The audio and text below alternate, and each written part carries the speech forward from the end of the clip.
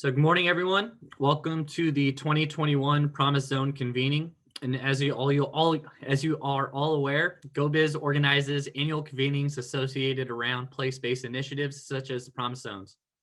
And today, we look forward to hearing about updates from operators of California's 4 Promise Zone Hey, areas. Mark, you're kind of in the speaker mode. Maybe you can do it to present. Press I think it's the presentation mode on the PowerPoint. Do I have to swap? Yeah. Okay. All right. There you go. Sorry about that. I was seeing, so there you go. Cool. All right. Perfect. Thank you for letting me know about that. I wasn't sure which one was being shown. All right. So going back to where I was describing, so as well as learning, we'll be learning about hearing updates from California's 4 Promise Zone areas, as well as learning about the state and federal programs available to help the Promise Zone operators achieve community goals. And also, we look forward to a discussion at the end of this meeting to learn how various partners can better achieve, how we can work with the various partners to better achieve the goals of the Promise Zone operators.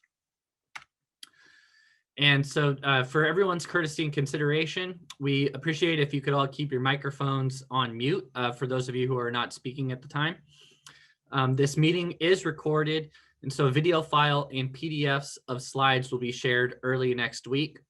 And so for everyone's understanding of who's here and to be able to reach out to them later on, we'd appreciate if you could provide your contact information in the chat. And speakers, please be mindful of your time.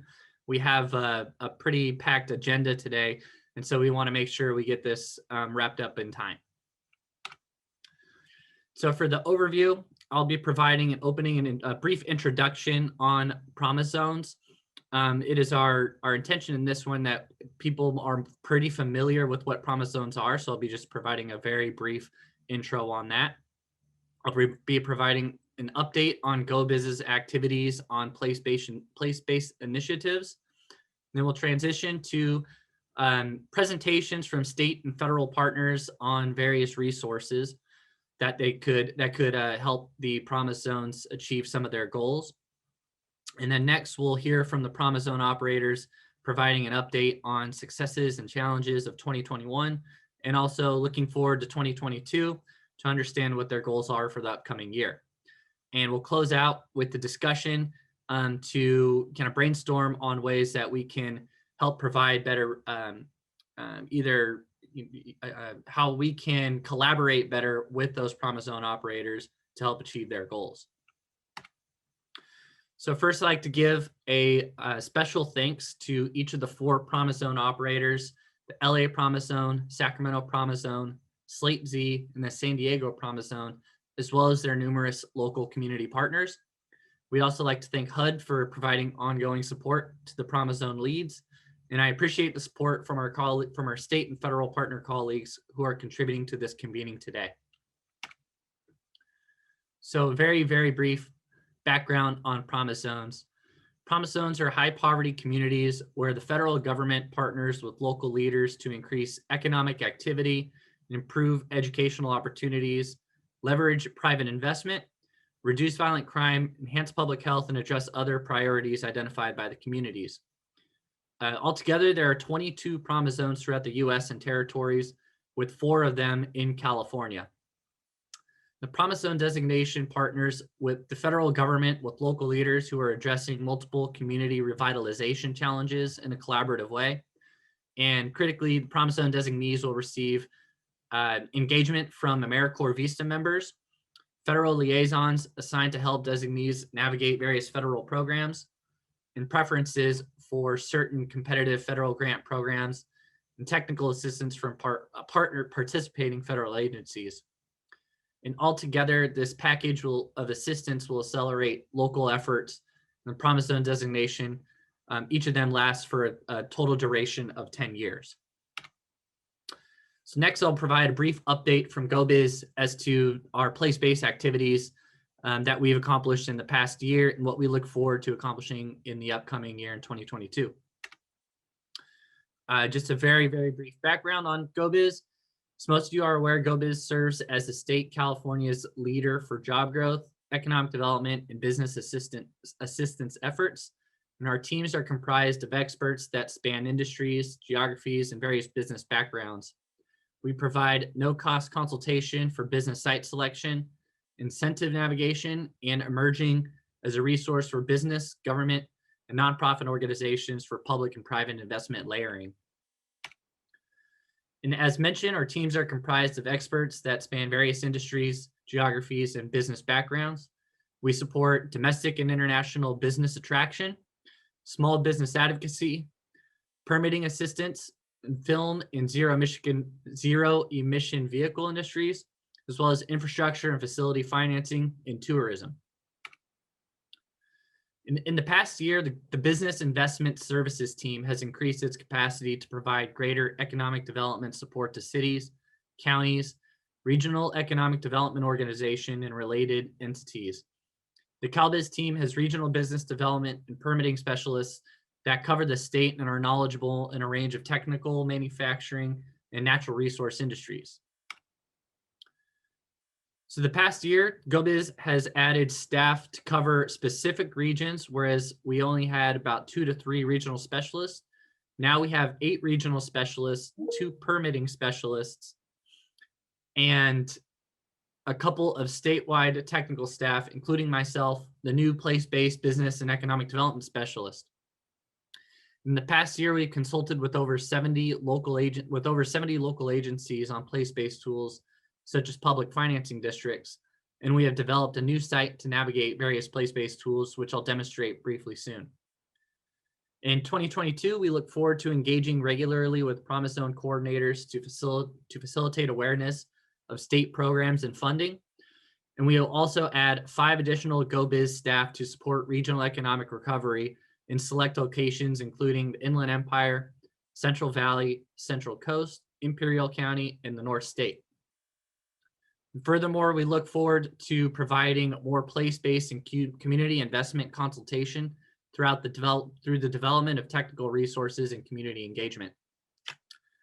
And one thing that I wanted to highlight is our new site. It's geared for opportunity zones. However, it covers a really wide breadth of place-based initiatives that can be leveraged by local communities and local and regional entities. So I am going to pivot over to a different screen share so that I can provide a little overview of that website. That website, as I shown, was opportunity. First off, can someone chime in to confirm that they're seeing internet website at the moment? Yep, you're good. All right, great, thank you.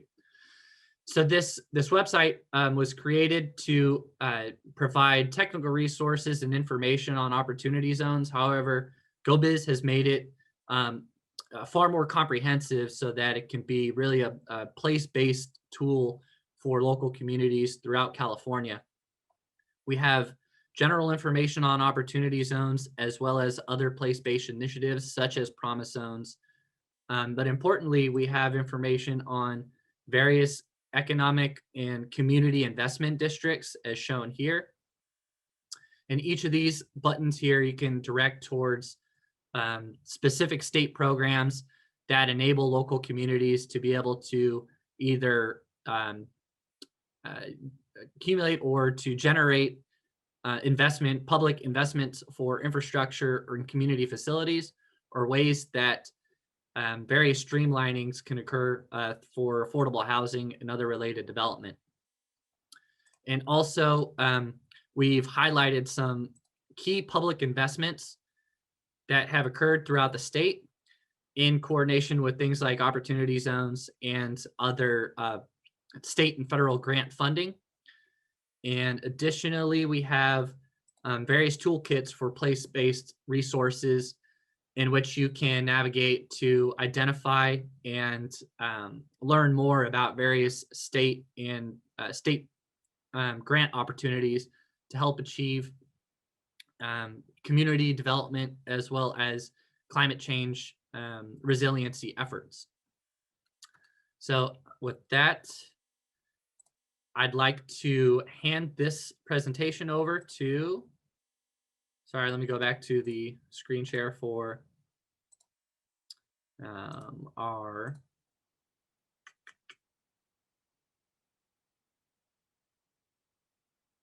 need to get that out of the way.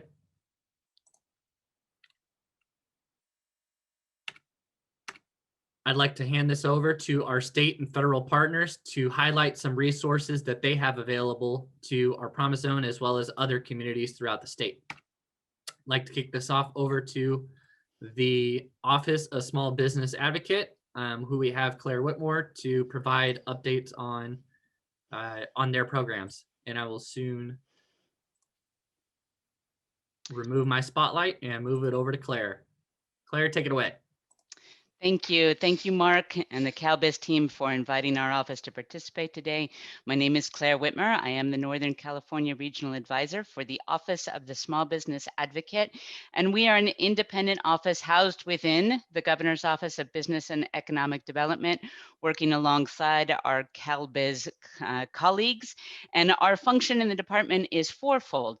We administer grants that are earmarked for small business owners. We provide both financial support and oversight of a network of small business centers and technical assistance providers across the state. And we have a robust set of programs that are designed to both increase access to capital and increase access to markets for small business owners. So that is our function. Next slide, please. But our mission is to be the voice for the small business owner, that individual small business owner who is carrying the company on their back. We listen to their lived experiences and we advocate, as our name implies, for their unmet business needs to GO-Biz leadership, to other state and federal agencies, to elected officials, and to the small business owners themselves. So our job is to make sure that every small business owner gets the information, the content, and the direct support that they need to make smart business decisions to start, manage, and grow their businesses. And in a state where 52 out of 58 counties in 2021 had declared disaster events of some kind, to help them become more resilient. And that means, of course, training them to prepare for and recover from disaster events. Next slide, please.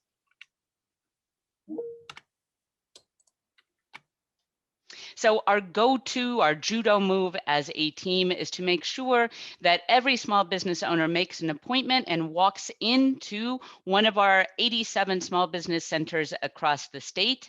So this is funded through our Technical Assistance Expansion Program.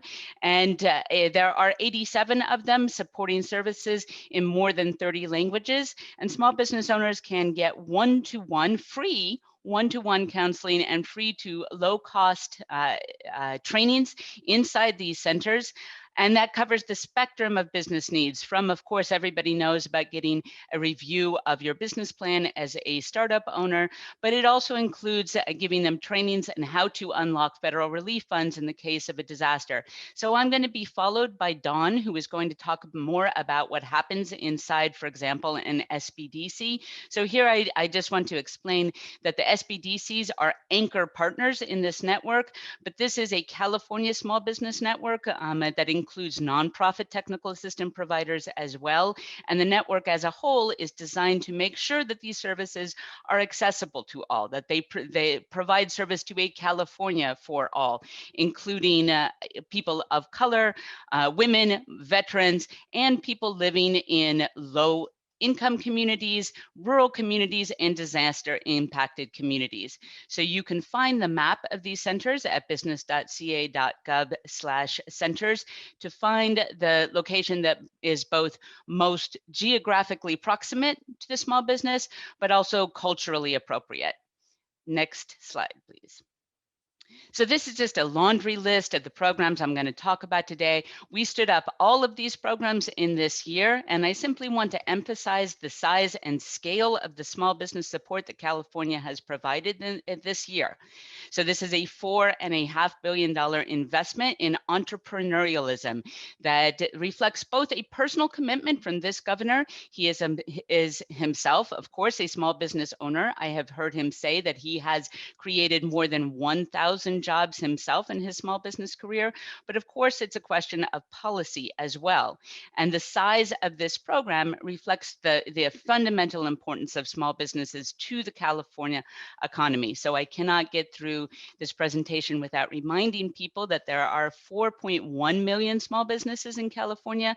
That represents 99.8% of all businesses and 7.2 million jobs. Small businesses provide 2/3 of net new jobs and nearly half of all private sector employment in the state of California.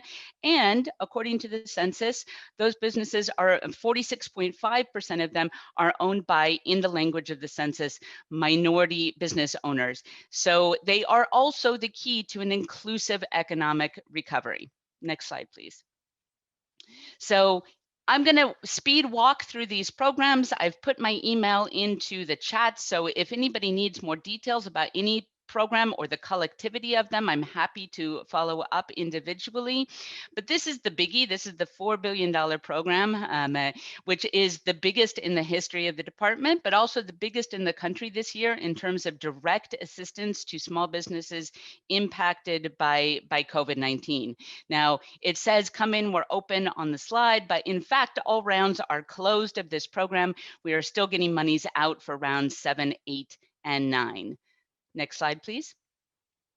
California Venues Grant Program. This just closed, so we will be getting out that $150 million to the street in early next year. And this is for live events, including even, for example, minor league baseball teams. Next slide, please. So the Inclusive Innovation Hubs are a revitalization of a program that existed before that is intended to keep California on the cutting edge of innovation and also to create new jobs. So our version of this program, we added the squared in order to emphasize our commitment to diversification. And with these hubs. So that network of 10 iHubs represents diversification, both in terms of the business founders who are participating in the iHubs, but also in terms of their geographic locations and in terms of which industry sectors are represented under the banner of innovation. So this is a way, again, to keep California at that cutting edge of new technologies and emerging industries. Next slide, please. California Dream Fund. This is an extension of the technical assistance expansion program that I mentioned earlier, because those small business centers will be distributing this $35 million to clients in the centers. And what it allows them to do is to stand up new business trainings for startups and to provide up to $10,000 of seed money to individual participants. Next slide, please. The California Microbusiness COVID-19 Relief Grant. So this one, round 1 of this one just closed. In fact, I will be reading proposals after this presentation today. So this is aimed at the smallest of the small. It will provide $2,500 grants to businesses with fewer than 5 employees. So think food vendors and pop-up retail vendors. And this money will be being distributed just in time for the summer season next year. It is going to go out through county agencies and local nonprofits. So these RFPs are to decide those agencies. Next slide, please. So this is the nonprofit version of the Venues Grant Program. And this is the one that we are still working to stand up. So it is the last on the list, $50 million grant program for performing arts centers that are nonprofits. Next slide, please. So that is all the work that we have done this year that we are administrating directly.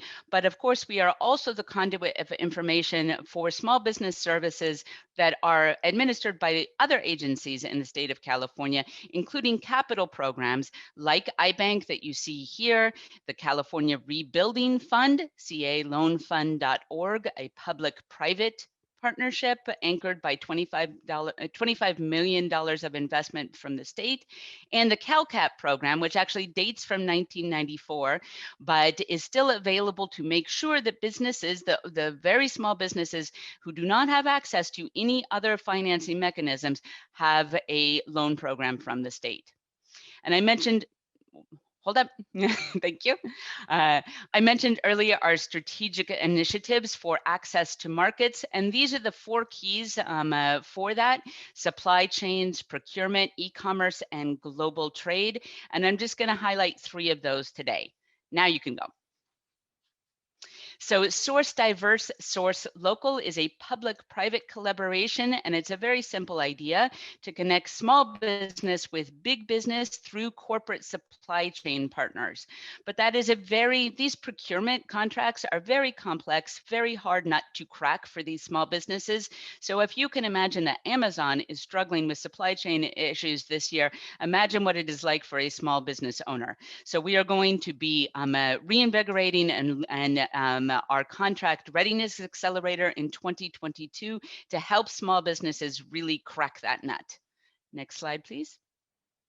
So Get Digital California. So these are all programs that you see highlighted here that we stood up immediately in the wake of COVID-19, recognizing that digital skills were going to be key to keeping those small businesses functioning in the context of the shutdowns. But surprise, since then, we have new learnings, and this is a national phenomenon, not just California, but in California, business startups, business formations went up 19.9%, 20% in 2020. And we expect that increase to continue at that same ratio for 2021. So the lion's share of those new small businesses are e-commerce ventures. So making sure that we continue to lean into this area, both in terms of broadband access and increasing digital skills, is key to our strategy in 2022. Next slide, please. So one more, I mentioned earlier the subject of resilience. So that is 2 aspects, how to prepare for and how to respond to a disaster event. So one of the activities that we are affiliated with is outsmartdisaster.com. And the most important tool that they provide is the Resilience Business Challenge. And this is an on-demand 5-part training program for small businesses to really assess their own preparedness and to create a written disaster preparedness plan. For example, how to safeguard and recover your business data in case of, let's say, a power outage, and things like, and this is my favorite soapbox, how to make sure that your insurance coverage is scaled to both the size of your business and your actual risk level of your geography.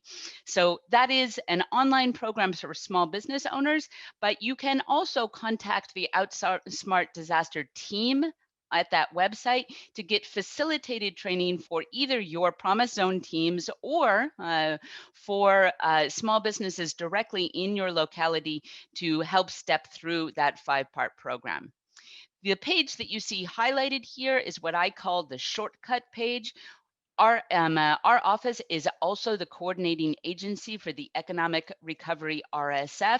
So that means that we provide a direct conduit of information in the case of a disaster, both to the information that they need, but also all of the state and federal agencies that would be involved in unlocking relief funds in the case of a major business interruption. So that's why I call this the shortcut page, and I always point out to local agencies to include it in their toolkits. You can find it at calosba.ca.gov. There's a big yellow banner at the top that will point you to this page. Next slide, please. So just wrapping up, I want to encourage you to sign up for our newsletter, which is the best way to remain connected to both our grant programs and our success stories of our technical assistance providers. Pictured there is my director and the advocate, Tara Lynn Gray. And simply to tee it up for Dawn to talk about those success stories at our technical assistance providers. Our newsletter has a little profile of one of those counselors in Plumas County this month, who is famous for having called our lending agency Lendistry 25 times on behalf of one client to make sure that they got their COVID-19 relief grant. So that's just an example of the kind of commitment that you will find in those small business centers. Next slide is simply a laundry list of where you can find more information about our programs. And I thank you for allowing me to give you this overview of what our office does today. Great, thank you very much, Claire. Leading into, so going from state to our federal partners, I'd like to introduce Dawn Gulick. And let me change the spotlight. Good, thank you, Mark. Good afternoon or good morning, everybody. I'm Dawn Gulick. I'm the director of the Fresno SBA District Office. I'm happy to be here representing my other colleagues at SBA district offices around California to do a very quick overview of SBA programs. So we are the federal government agency that serves our country's 32.5 million small businesses. We help them start up, we help them scale up, and we help them succeed. We'll go to the next slide. So as Claire mentioned, no business right now is alone. If they are struggling, if they have questions, if they need help, there is a myriad of free technical assistance, training, counseling, mentoring, and other support services available to them through SBA's robust network of resource partner agencies around the state. And we'll go to the next slide, Mark. So our 4 primary resource partner agencies located around California, the Small Business Development Centers, or SBDC, as Claire touched on in her presentation, SCORE, which is a network of volunteer business owners who work with small businesses, our Veterans Business Outreach Centers, which serve veteran entrepreneurs and their spouses, and then a network of women's business centers. And again, all of these are accessible to business owners. To find the resource nearest them, business owners can go on the sba.gov website, click on the local assistance tab, put in their zip code, and pull up all of the resource partners that are near them that can assist them. We'll go to the next slide. So as I mentioned, I'm here on behalf of my office, which serves California's San Joaquin Valley and Central Coast, the 15 counties here in the center of California. But I also have colleagues north and south of me that cover the rest of the state. So our 6 district offices here in California are another resource either for you or for the small businesses that you're serving. We also provide a myriad of technical assistance, training, outreach, and other services for business owners. Next slide. So one of the key programs that SBA has is our federal contracting certification. The federal government is the biggest buyer of goods and services in the world. We annually purchase billions of dollars of things as small as zippers and as big as aircraft carriers and everything in between. And for small businesses, being able to get an advantage over their competition in federal government contracting by having one of SBA's 4 contracting certifications is a fantastic way for them to grow their company. All of this information is available on the certify.sba.gov webpage.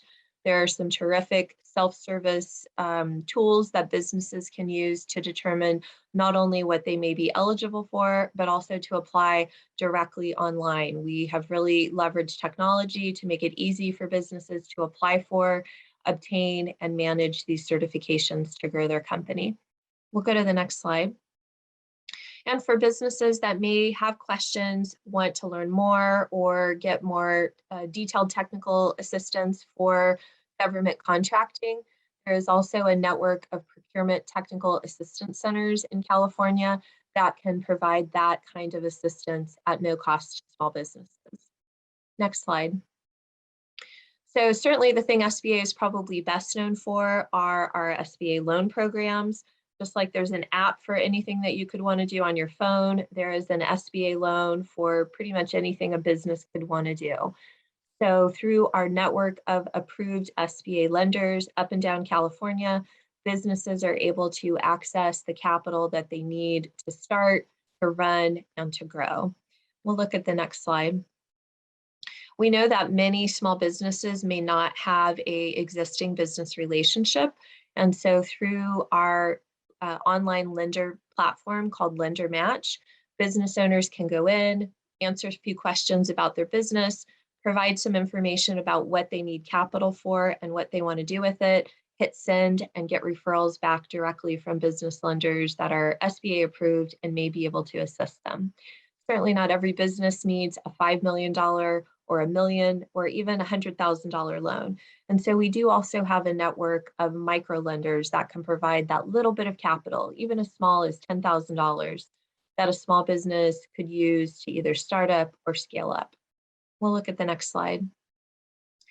I also do want to touch on disasters. As Claire indicated, this has not been a good year. Neither was last year for many of California's small businesses, whether that was fires or COVID. And so SBA is one of the federal agencies that can come in if there is a federal or state declared disaster and provide the emergency capital that business owners, as well as homeowners, renters, and nonprofit agencies may need to reopen and recover. Right now, we are in the final couple of weeks for our economic injury disaster loan for COVID. So small businesses are able to apply directly to the SBA for a COVID EIDL loan that can provide them critically needed working capital as they continue to recover from the pandemic. And I think the next slide is my last one. Contact information for my office, fresno@sba.gov for email. I also dropped my email address in the chat. Our webpage, www.sba.gov, is full of information for businesses. A lot of good information also on our Twitter account at sba.gov. I am going to stay on the presentation today and I'm happy to answer some questions later. And again, here representing my district, but you do have the other 5 district offices around the state, which are also a terrific resource for you. So with that, I'll stop and thank you again, Mark, for the opportunity to present today. Excellent. Thank you so much, Dawn, and thank you so much, Claire, for providing some updates and some very valuable resources for small businesses, especially those who have been hit hard by COVID and looking forward to ongoing recovery. Next, I'd like to introduce Amy Miller from the Office of Planning and Research, and where we're going to be transitioning into next is ways that local communities can navigate various grant funding opportunities, starting at the federal level, and then we'll be going into the state level with the demonstration by the California State Library. So I'd like to introduce you all to Amy Miller, and we'll put the spotlight on her. Thank you. Thanks, Mark. Welcome, everyone. My name is Amy Miller, and I'm the Federal Grant Administrator at the Governor's Office of Planning and Research, or OPR. And I'm here to talk to you all today about the federal grant resources available through our office. The State Clearinghouse at OPR is the state's single point of contact under the Federal Executive Order 12372 for the review and coordination of proposed federal financial assistance. We also identify and promote new federal funding opportunities and provide trainings and other assistance to help anyone in California pursue and manage federal grants. Next. I'd like to start by showing you where you can access all of these resources through the OPR website at opr.ca.gov. You'll click on the CEQA and Federal Grants tab and then select the Federal Assistance button. Next slide. And here is our main federal assistance homepage. Scroll down and starting at the top here, you'll see this link for applying for federal grants, as well as links for federal grant resources and the federal grant email list. I'll start first with the applying for federal grants list link. This is where you'll go when you are applying for a federal grant that is subject to the executive order and you need to provide notice of your application. Next slide. Clicking that link will take you here to the Intergovernmental Review of Federal Programs site, which you can find directly at cfda.opr.ca.gov. To comply with the executive order, you'll need to fill out the information on this page and attach a PDF of the SF-424 cover sheet of the application and hit submit. After successfully submitting here, you'll get an automated email confirmation and the page will advance to the submissions page. And you can see the link for that submissions page here at the top, where you can review all of the notices that have been submitted. Next. The main federal assistance homepage also had a link for the federal grant resources page shown here. And this is where we've stored a library of information to help people get started with learning about applying for and managing federal grants. This also has links to the training webinars and slides that OPR has held over the past few years. So I encourage you to take a look through this page. There's tons of information here to help you out. Next slide. And the last link from the federal assistance homepage I want to highlight is the federal grant email list, which will take you to this sign up form you see on the left. And on the right is a snapshot of a part of a recent federal grant update. These are weekly emails with the latest federal grants released over the past week, along with news on recently funded projects, changes in regulations, and other news, as well as tons of training opportunities, including many free and low-cost events to help you learn how to succeed with grants, federal or otherwise. Next slide. And with that, I'd like to close. Here is my contact information. Please feel free to email me directly if you need any help at all with finding federal grants, submitting notice of your application, or finding any other grants resources. And that's it for me. Thanks. Thank you very much, Amy. So next, as I mentioned, Amy covered federal grant opportunities, and the next, don't have the cover slide for it, but Shivani, are you out there? Yes, I am. Okay, great. I'm going to stop sharing and let you handle that so that you can demonstrate what you have available through the State California Library in some of the resources that you have in doing a demonstration to navigate folks who are interested in that. Okay, I'm not sure if it's working. Let me double check, make sure. Yes, it was just the last time you had it up there. Working now? Yes. Okay, awesome. Can everyone confirm there, or someone? I'm able to see it. Yes, yes, yes. Okay, awesome. Thank you. Thank you. All right, so thank you, Mark, and the team to invite the California State Library to this presentation. We did this last year as well, and I'm hoping that this can serve as a resource for state administered grant opportunities for the state of California. This site is actually based on a legislation, AB 2252, which drove this to bring all state administered grant opportunities that are competitive or first come award process, including loans and federal assistance funds on this portal. So it does not include any non-competitive grant opportunities that might be provided through local government, but it has everything that is state administered, and if it falls under the competitive first come award process definition. So I wanted to take a minute to show you what this resource looks like and how you can actually navigate. I know I have a very short time, so I will try to get through as much as I can. And if you have any questions, feel free to reach out to us later on, and we're happy to do a one-on-one demonstration in detail. And I'll put my email address in the chat again after this presentation. So this is the homepage. It's grants.ca.gov, very close to grants.gov, but it has a CA in the middle. So if you go to the homepage, it takes you here, where it really is for you to navigate through this portal to fill out who you are. So are you an individual, nonprofit? So in this case, I see a lot of folks here are nonprofit or public agency. Public agency includes local government.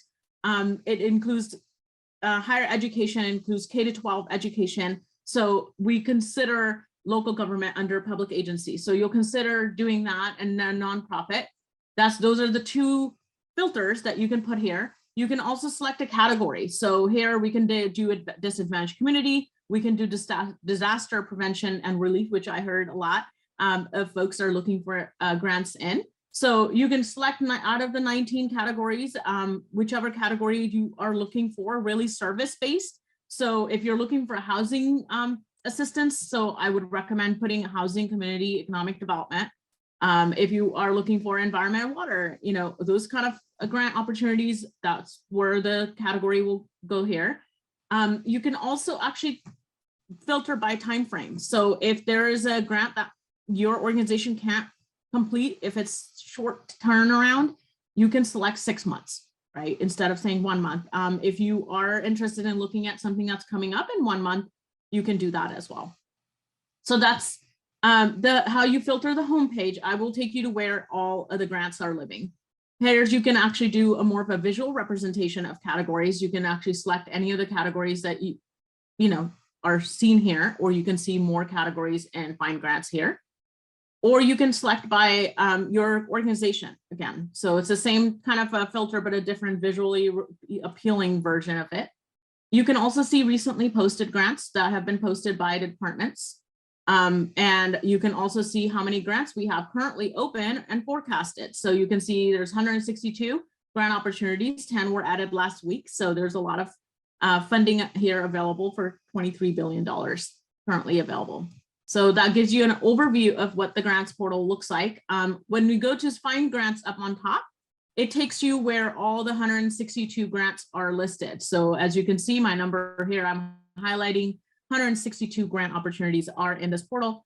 There are different ways to search for those grant opportunities. Again, you can search by agency. So if you know a department's name, you can actually select agency and select the name of the department and do the filter that way. Or again, we will do a disadvantaged community so I can show you how it looks, and disaster prevention and relief. And I'm going to select nonprofit and public agency. So just note that there are, it's a multiple selection. So a department can tag a grant that could be open for a nonprofit and public agency, or one or the other, right? So it could be a multiple selection of those. So I'm going to actually select closed as well so that you can see what was added if there is anything. You hit apply filter, you scroll down, you will see all the grants that most of them have been closed were under that filter, right? So this gives you an idea of what was open in the last year or so. And the grants portal is really new. It went live July 1, 2020 per the legislation, and we're continuing to enhance this portal. So if you have any feedback for us, I'll show you where you can provide us some feedback. On the keyword search, you can actually put in COVID-19. You can put in anything that would be in the text, a title, in the description of a grant. It's search based on the text, right? So and you need a tooltip, you can click on this little question mark up here, tells you COVID-19, high school, climate change. And if you're looking for a business relief grant, that's here and under COVID-19 as well. So if the item can be found in the text of the grant, it will pull up any search for you. So in this case, I left my search with disadvantaged communities, disaster prevention and relief, nonprofit, public agency, and COVID-19. So it pulled up all of these grant opportunities. So currently there's an active grant for COVID-19 emergency help loan program through State Treasurer's Office. So it's a loan program. And then you can see all the other departments that have added COVID-19 related grant opportunities in the past. So that gives you a better sense of what's available there. If you wanted to save this current refinement, you can do so by clicking on Save Current Refinement. And then this will save a cookie on your browser. And when you come back, it will search based on the filters that you had applied. Okay? So it helps you not have to continue to filter this every time. I'm going to take you to our subscribe page where you can actually subscribe for our notification as well. It is daily or weekly, up to you, how it makes sense on how often do you want the digest of the grant opportunities. On bottom, it actually gives you an option to pick the category, or you can say all new grant opportunities, so one or the other. So if you did newest grants, it's going to give you all the new grant opportunities that are available in the grants portal. And if you did a category, it's going to give you the new grants in the category. So you're not going to receive notification every day or every week based on what you selected up here. It is only when there's a new grant under those categories. So I just want to highlight that. If you would like to attend our future feedback sessions, you can volunteer to do that as well here. We hold feedback sessions quarterly or periodically throughout the year. So you'll receive a notification prior to those feedback sessions. If you had any questions or you wanted to learn more, you can attend those as well. You can also contact us and provide us some feedback. So if you go to contact, here's the information on top of some of the information on how to reach departments. Each department has their own resource to answer any questions for you around that specific grant. We unfortunately don't have insight on every program that is entered on the grants portal, but we are happy to direct you to the department and the person who's supposed to be answering those questions. So that information is provided on every grant opportunity. It is required by the legislation. So they have to give us a phone number and an email address in order for the detail page to be fully completed by the department. So here you can fill out our survey. Let us know how you feel about the grants portal, if you were able to find anything. And that's pretty much it. And it also tells you how to contact us. If you don't want to fill out the form, you can contact us by CA grants portal at library.ca.gov. So with that, I will hand it back to Mark. And I will put my email address in the chat as well for everyone. Excellent. Thank you so much, Shivani.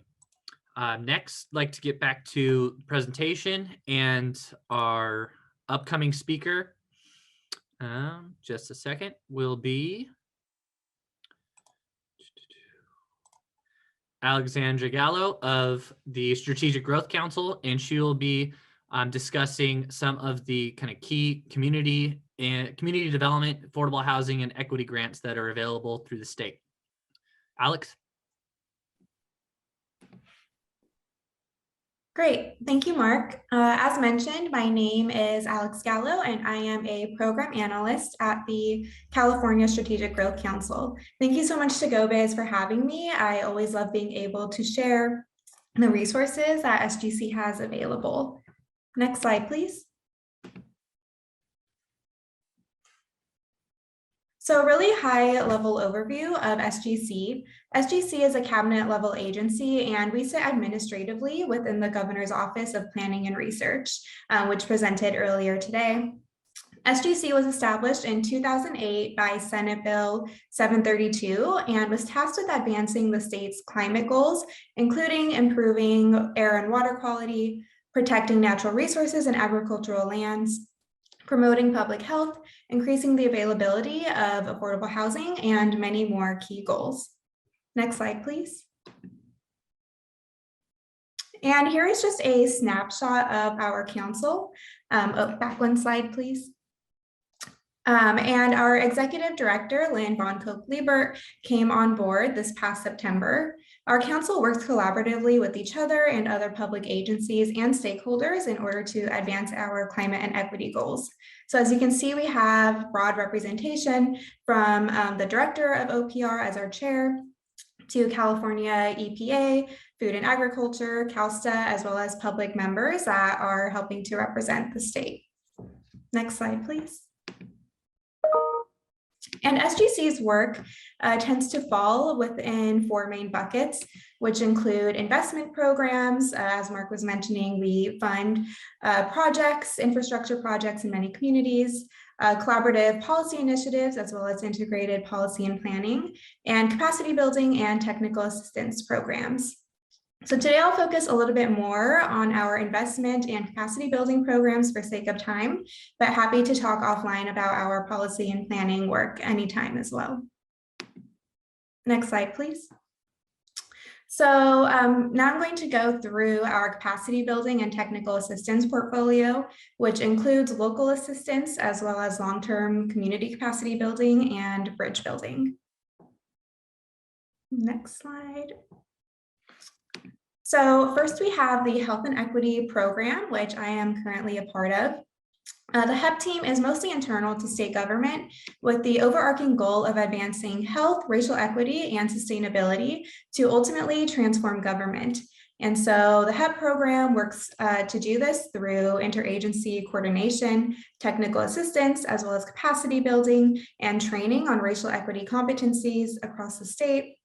And this work really builds on the Health and All Policies Task Force, which is a 10-year partnership with the California Department of Public Health, as well as the Public Health Institute, where we coordinate various state agencies and departments in order to develop action plans that can help to achieve these goals collectively. Next slide. And also within the Health and Equity Program umbrella, we have SGC's Racial Equity Action Plan, as well as a council resolution.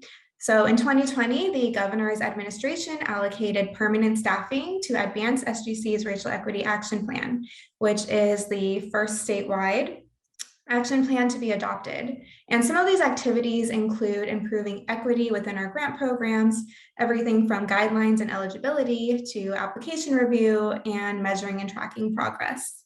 We also have the racial equity resolution that the council adopted in 2020. And the first action within the resolution is for SGC to develop an online racial equity hub of resources available to the public. So that should come online sometime in 2022. Next slide, please.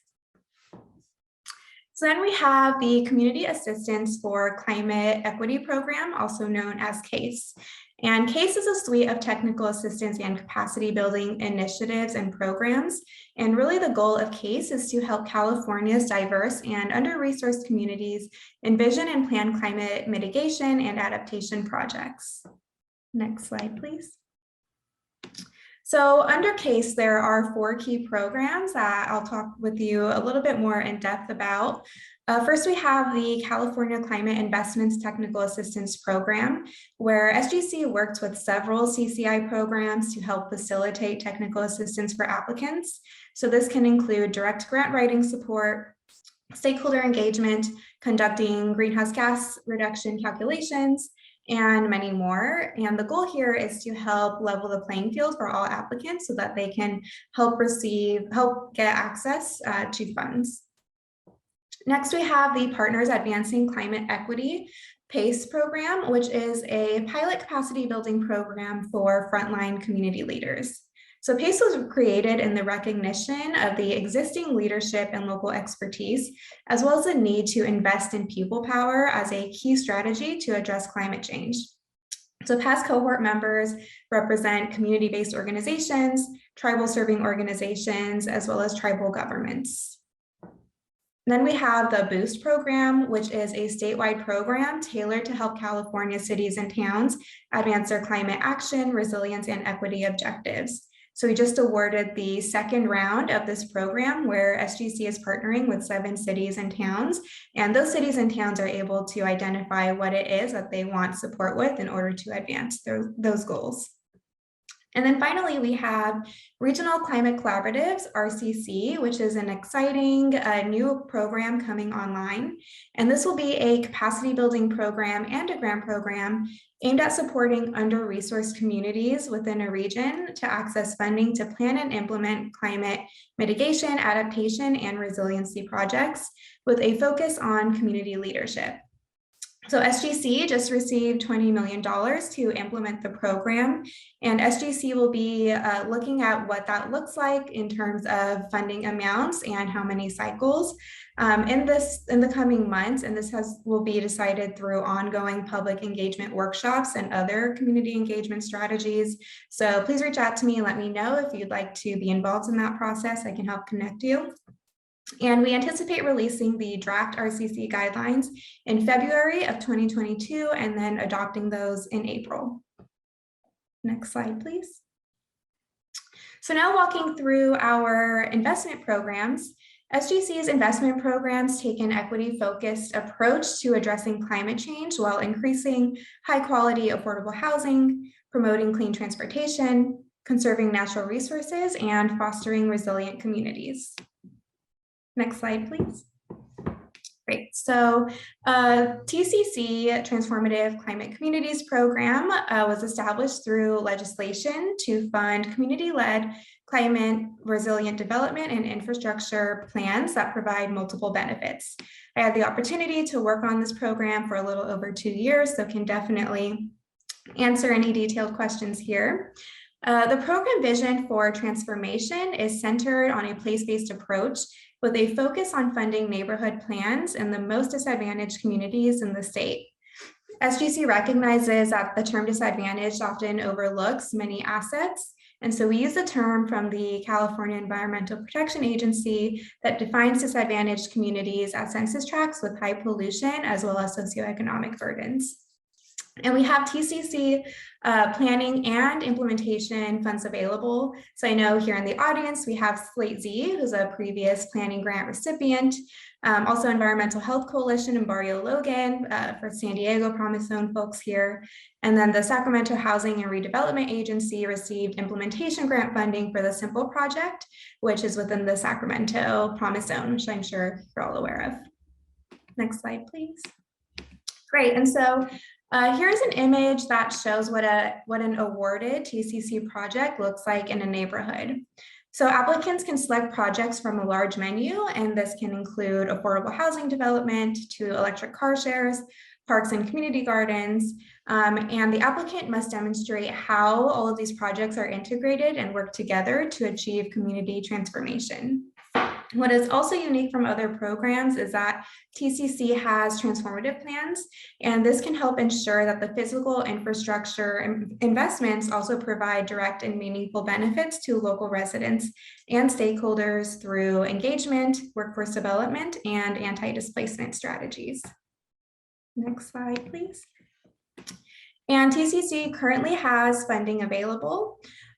For this upcoming year, there are 3 awards available for $35 million each for implementation, and 4 planning grant awards available at $300,000 each, which is an increase from previously, which were $200,000 each. And we have significant eligibility expansions from past rounds, including expansions to California Native American tribes.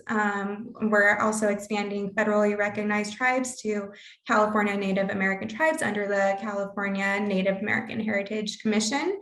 And then also significant in eligibility expansions to disadvantaged unincorporated communities.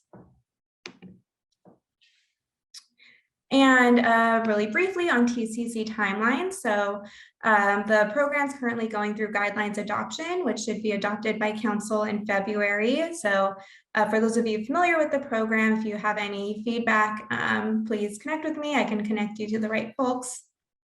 And then application workshops in March, applications due in June, and then awards in September or October of 2022.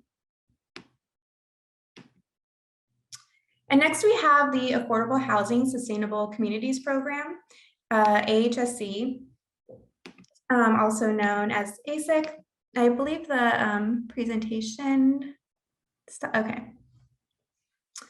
Cool, so yeah, also known as AHSC in the LA region, I've heard. And the AHSC program aims to build healthier communities and protect the environment by increasing the supply of affordable places to live near jobs, stores, transit, and other daily needs. So AHSC makes grants and loans to 3 different project types, which often include both housing and transportation improvements. So this includes transit-oriented development project areas is one type. 5 minutes, gotcha. ICP, integrated connectivity project areas, and rural innovation project areas, also known as RIPA. And the most recent round of funding was for $785,000, which is one of the single largest allocation of affordable housing funding in California's history. Next slide. And then we have here a sample project from the city of Riverside, which I'm going to, Mark, if you can skip through it for time's sake. And some AHSC timelines. So round 6 awardees are actually going to be announced in January. So the funding will start back up again in October 2022 with the NOFA, and then awards in summer 2023. And the October 2022 timeline will help get the program back in cadence with all of the other housing programs, as well as TCAC and SIDLAC. So this should be better for the applicant's experience for those of you familiar with that process. Next slide, please. And next we have the Sustainable Agricultural Lands Conservation Program, which fights climate change by protecting productive farmlands permanently and encouraging infill development. So SALC offers planning grants and funding available for land acquisition through easements or fee title acquisition. Similarly, this program just gave awards for the 7th round of funding, which included $65 million in grants to 19 agricultural easements in 15 counties. Next slide, please. And finally, we have the Climate Change Research Program, CCR, which supports science to action, engaging both researchers and community partners in all stages of the research process to advance California's climate change goals. So through CCR's investments in research collaborations, they're working to help shift the narrative on how research should be pursued, especially as it pertains to working with communities of color. This program does not currently have funding available, but we're looking to secure additional funds to support community-informed research, and this program will also be helping support the 5th climate change assessment. And finally, I'll just talk briefly through integrated policy and planning. Next slide, please. So high level, many of our integrated policy initiatives, we work very closely through a partnership with high-speed rail to do station area planning. We have some tools available that can help regional planning decision-making, a statewide MPO working group to align funding and have discussions related to the future of SB 375. We recently presented findings through a California transportation assessment to the council, and recently concluded a disadvantaged unincorporated communities working group, which helps create a framework for investment for the TCC program that can be replicated across the state. Next slide. So that concludes my presentation. Please reach out to me if you have any questions. Happy to answer them directly or connect you to the right folks.